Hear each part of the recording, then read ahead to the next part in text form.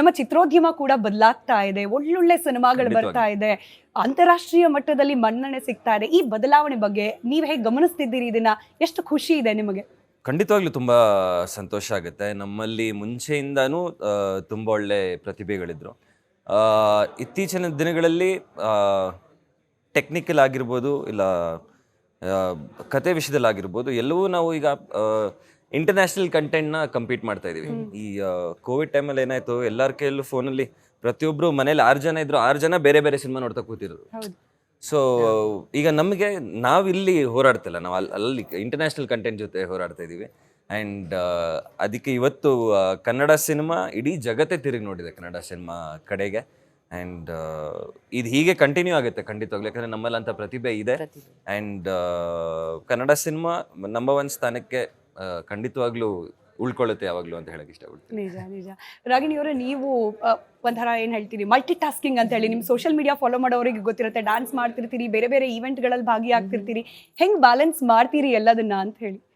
ಅದೇ ಕೇಳ್ತೀನಿ, ನಿಮಗೂ ಗೊತ್ತಾಗಿಲ್ಲ, ಟೈಮ್ ಕೊಡ್ತೀನಿ ಇವ್ರಿಗೆ. ಸೊ ಹಂಗೆ ಕೇಳಿ ಆ್ಯಕ್ಚುಲಿ ನೋಡಿದ್ರೆ ಫಸ್ಟಿಂದಾನೇ ನಾವು 2005 ಹೇಳ್ಬೋದು, ನಾನು ಫಸ್ಟೇ ಅವ್ರ ಲೊಕೇಶನ್ಗೆ ಹೋಗಿ ಅದೆಲ್ಲ ಅದು ಒಂದು ಎಕ್ಸ್ಪೀರಿಯನ್ಸ್ ಮುಂಚೆಯಿಂದಾನೇ ಇತ್ತು.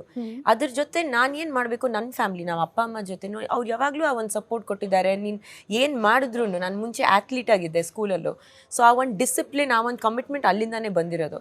ಆ್ಯಂಡ್ ಅದು ಫಾಲೋ ಮಾಡೋಕ್ಕೆ ನೀವು ಕಷ್ಟಪಟ್ಬಿಟ್ಟು ಕೆಲಸ ಮಾಡಿದ್ರೆ ಅದು ಅಯ್ಯೋ ಏನಕ್ಕಂತ, ಇಷ್ಟಪಟ್ಬಿಟ್ಟು ಮಾಡಿದ್ರೆ ಆರಾಮಾಗಿ ನಡೀತಾ ಇರುತ್ತೆ. ಆ್ಯಂಡ್ ಆ ಒಂದು ಬ್ಯಾಲೆನ್ಸ್ ಕ್ರಿಯೇಟ್ ಮಾಡೋಕ್ಕೆ ಯಾವಾಗಲೂ ಆ ಒಂದು ಸಪೋರ್ಟ್ ಇರಬೇಕು. ಸಪೋರ್ಟ್ ಅಂದರೆ ಅದು ಫೈನಾನ್ಷಿಯಲ್ ಅಲ್ಲ, ಇಲ್ಲಾಂದರೆ ಆ ಒಂದು ಪ್ರೋತ್ಸಾಹ ಇರಬೇಕು. ಆ್ಯಂಡ್ ನನಗೆ ನನ್ನ ಫ್ಯಾಮ್ಲಿಯಲ್ಲಿ ನಮ್ಮ ಅಪ್ಪ ಅಮ್ಮ ಇರಲಿ, ನಮ್ಮ ಅತ್ತೆ ಮಾವ ಇರಲಿ, ಪ್ರಜ್ವಲ್ ಅವ್ರು ಇರಲಿ, ಪ್ರತಿ ಸಲ ಒಂದು ನಂಬಿಕೆ ಇದೆ, ನೀನು ಏನು ಮಾಡಿದ್ರು ಮನಸ್ಫೂರ್ತಿ ಮಾಡ್ತೀಯ. ಆ್ಯಂಡ್ ಇಟ್ಸ್ ಆಲ್ವೇಸ್ ಅಬೌಟ್ ನನಗೆ ಎಷ್ಟು ಅದರಿಂದ ಬರುತ್ತೆ ಅಂತ ನೋಡಲ್ಲ ನಾನು.